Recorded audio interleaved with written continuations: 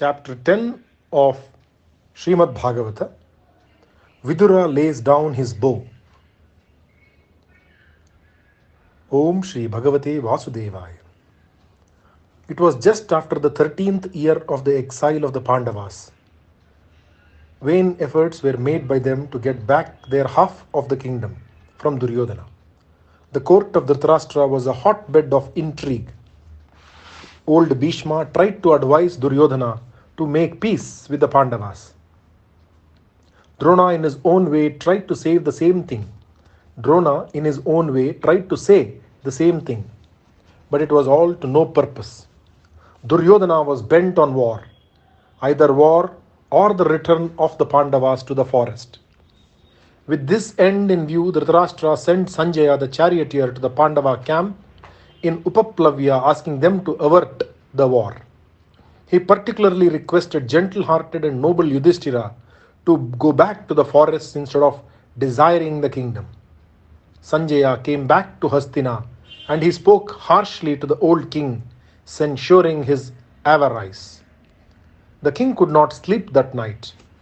Try as he might, he could not. He sent for Vidura, his brother, and asked him to comfort him. Vidura had nothing but contempt for the blind king and his querulous moods.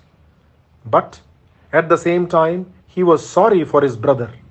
He said, "My dear brother, you say you cannot sleep. I know why you are not able to sleep. You are trying to be unjust to the sons of your dead brother.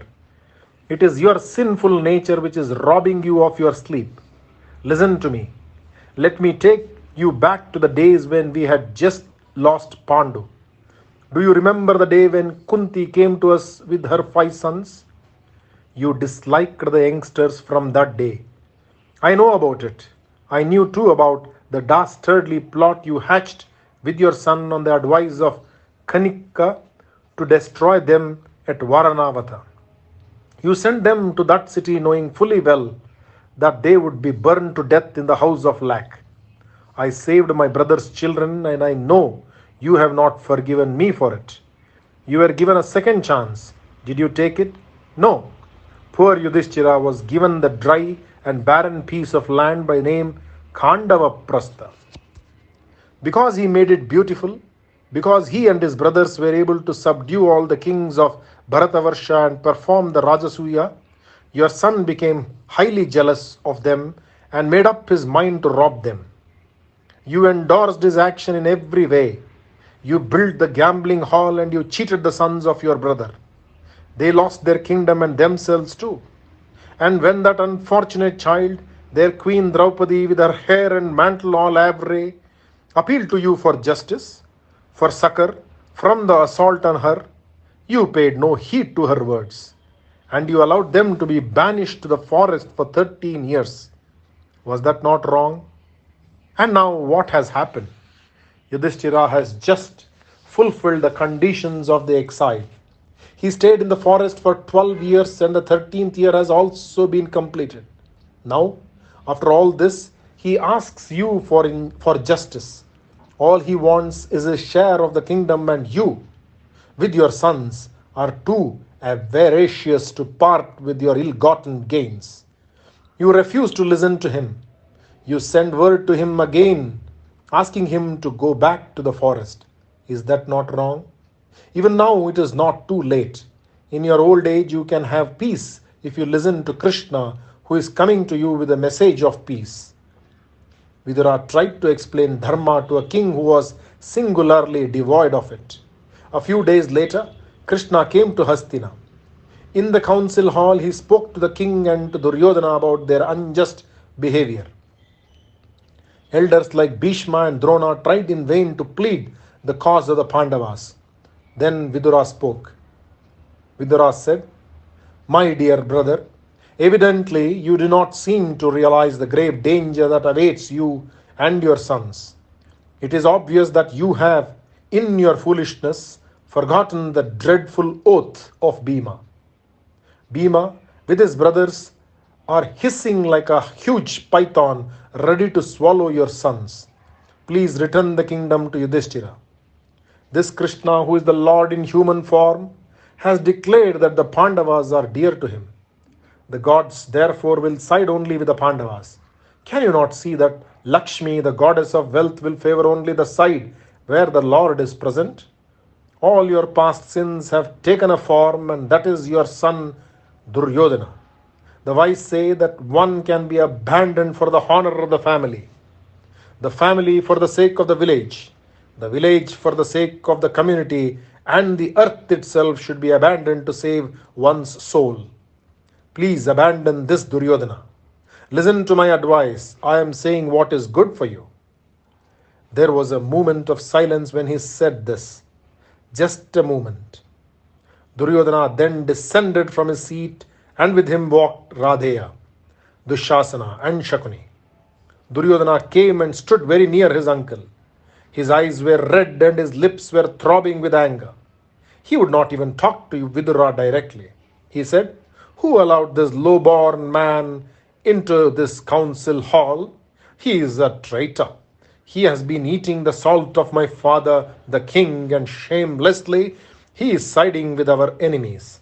It is our wish that he should leave this city. We do not want him here. Since he is the brother of our revered father, he can escape alive." Vidura looked at everyone and at his brother. No one spoke a word. Vidura's face was bland and calm.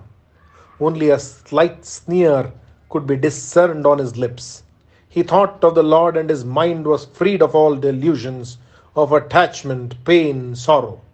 He took up his mighty bow and placed it on the doorstep of the great hall as if to say, "With this bow I am laying down on this doorstep the Maya which was clouding my vision, the affection I had for my brother and his sons, the affection which was blinding me to their real nature.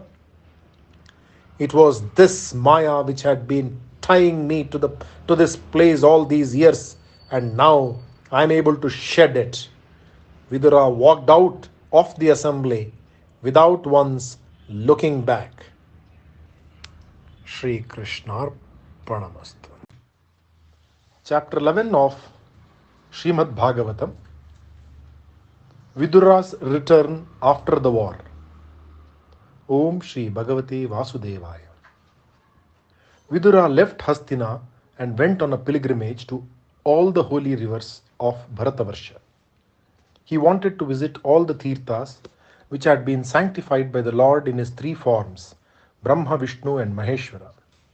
He went to Vrindavana first and spent some time under the shelter of the Govardhana hill.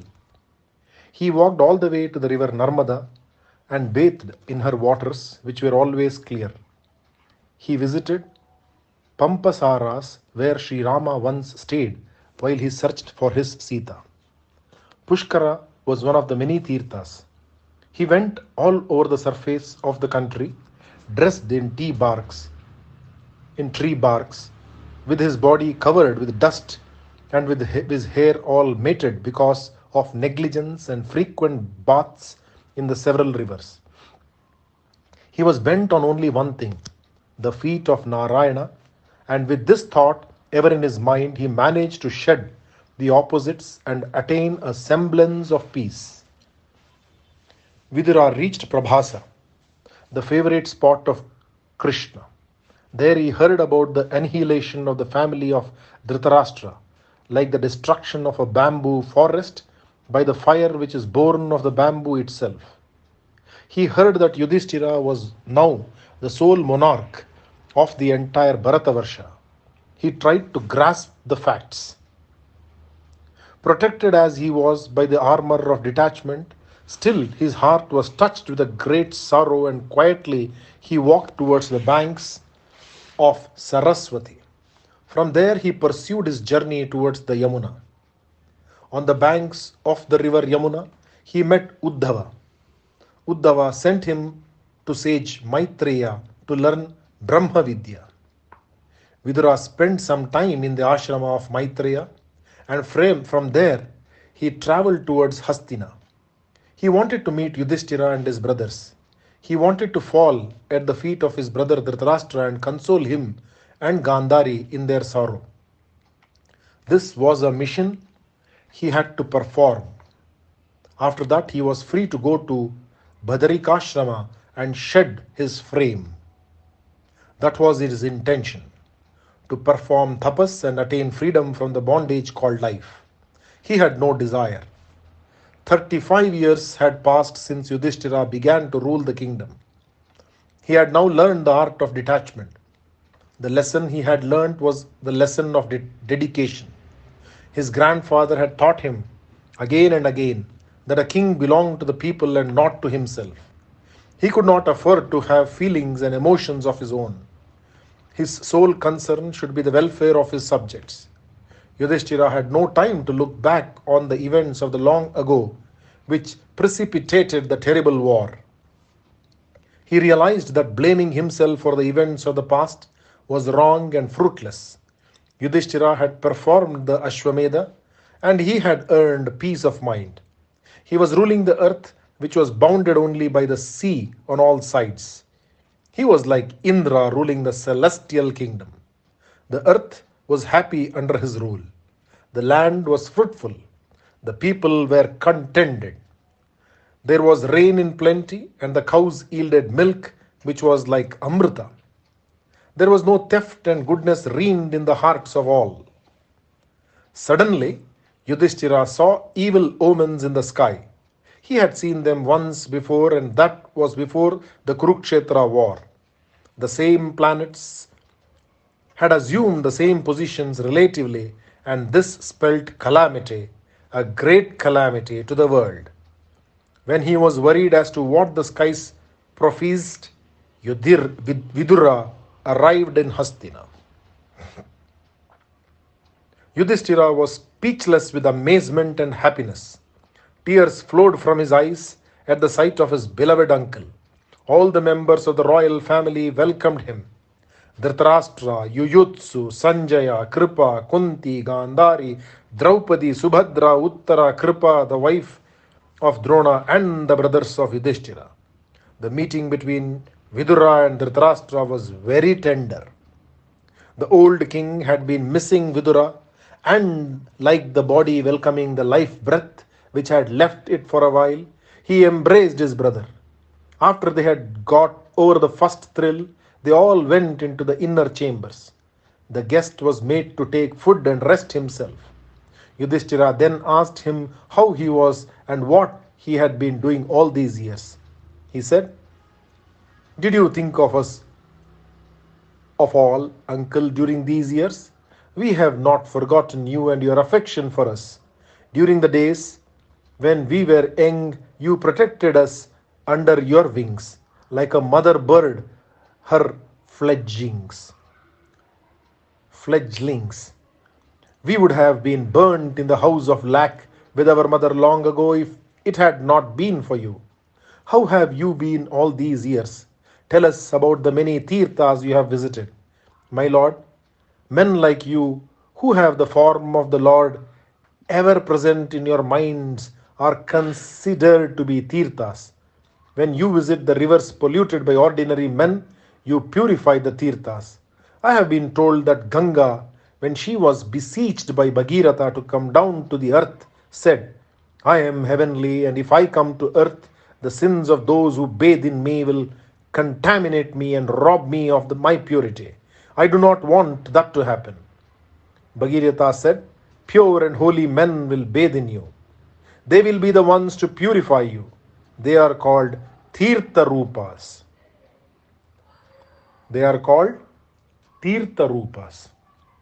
Tell us about all that has been happening to you all these years.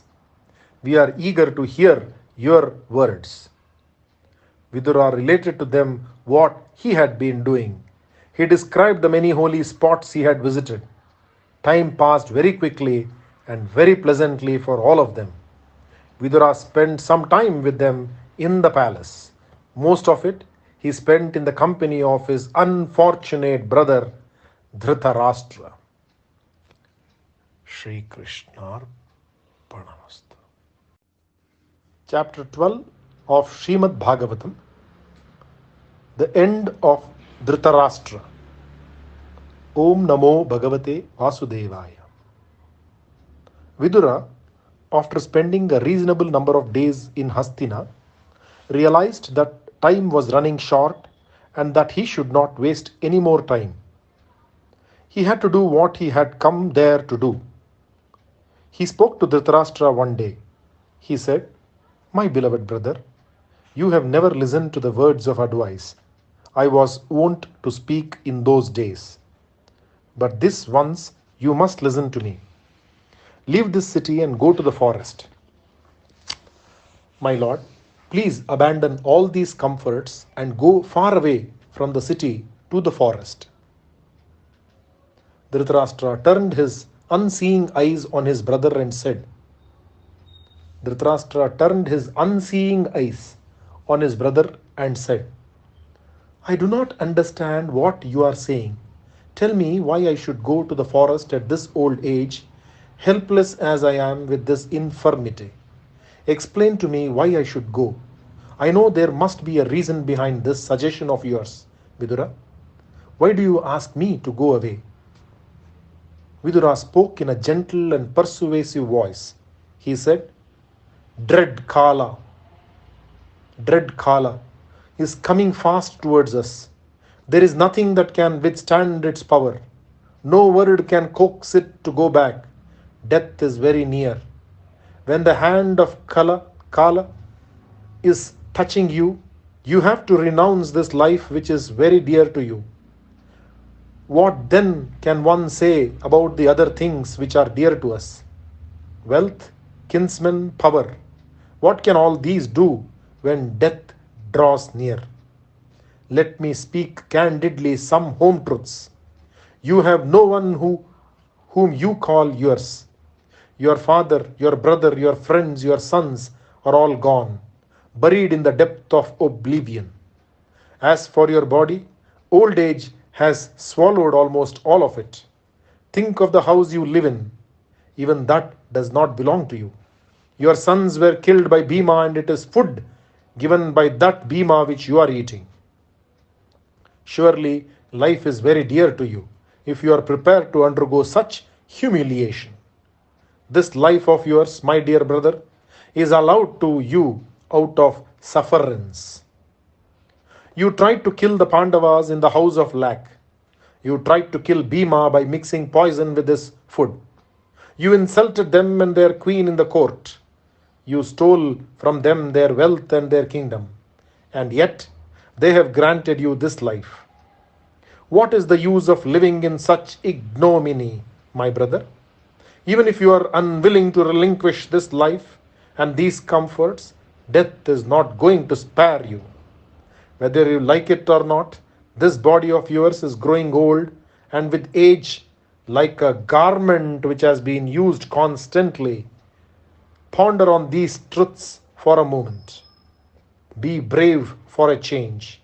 A brave man is one who, having abandoned his wealth, his kith and kin, his sons and his family, goes away in secret to the forest and sheds this human body. This vairagya may come to him of its own accord, or he may adopt it after being told about it. But a man who has the strength of mind to take to this course and spends the rest of his life in the forest thinking on the Lord all the while is indeed a prince among men. It is easy enough to be brave when one is young, but the real brave man is one who feels the approach of death and is prepared to shed this body without any regret. Forget this city of pain, brother. Get up and go towards the north, the path to heaven. Dhritarashtra was silent for a long time. For the first time in his life, he considered the advice of Vidura without protesting. The night had passed the second yama. Dhritarashtra got up from his bed and told what he had decided to do to his queen, that great lady who had tied up her eyes with a silken scarf on the day she was married, since she did not want to see the world which he could not see. She spoke not a word. Quietly, she came and stood by his side. Accompanied by Vidura, the old couple left the palace without anyone knowing about it. Om Namo Bhagavate Vasudevaya. Shri Krishnarpanamastu. Chapter 13 of Shrimadbhaagavatha, Narada's visit to Hastina. Om Namo Bhagavate Vasudevaya. Early in the morning, Yudhishthira woke up from sleep. He performed his morning ablutions, the worship of the household god and other daily rituals, and then went to the apartments of the elders, Dhritarashtra and Gandhari. This was his daily ritual too. He looked around and could not find them there. He did not find Vidura either. He searched everywhere and could not find them. At the doorway of their apartments, he found Sanjaya looking as distracted and woe-begone as himself. He asked him where the elders were. Sanjaya could not speak a word. Yudhishthira said, Sanjaya, where are they? Where are my uncles and where is my aunt? Have they gone away without telling me because they were insulted by anyone here? Or, unable to bear the pain of losing their sons, have they fallen into the river Ganga and killed themselves? Please say something. Sanjaya wiped his eyes, which were filled with tears, and said, I really do not know what happened. They did not tell me that they were planning to do. I have been deceived by them and by Vidura too. When he was sore distracted by this calamity, Yudhishthira saw that sage Narada, along with Tumburu, had come to see him. He hurried to his presence, and after honoring him properly, he spoke to them and said, Please forgive me if I seem preoccupied. I am greatly upset by the disappearance of my parents. I am sunk in awe. It is up to you to comfort me and tell me what it all means. Narada said, Grieve not, Yudhishthira, for anyone. This world is entirely in the hands in the Lord.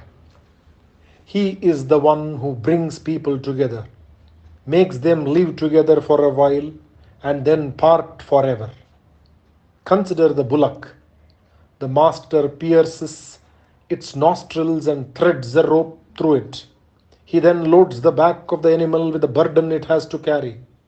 The bullock has to move in the direction in which the master pulls the rope, and it has to carry the burden the master chooses to place on its back. It has no choice in the matter. Even so, man is tied by the ropes whose names are rules of conduct, dharma, brahmacharya, and brahmanya. Propelled by them, man carries to the home of the Lord the burdens imposed on him. No man is free to do as he pleases. When a child plays with toys, he brings a few of them together, plays with them for a while, and separates them as suits his whim. Even so, human beings are brought together in this world, and they are parted by the wish of the Lord. Consider the essential truth about the life of every human being. The human body is impermanent, as you know, and the Atman is imperishable. Considered either way, there is no cause to mourn the disappearance of the elders. Do not think they will be helpless because you are not there to take care of them. Forget this delusion. This body, which is the conglomeration of the 5 elements, is governed only by time, kala, karma, and swabhava. Nothing else is able either to protect it or to destroy it.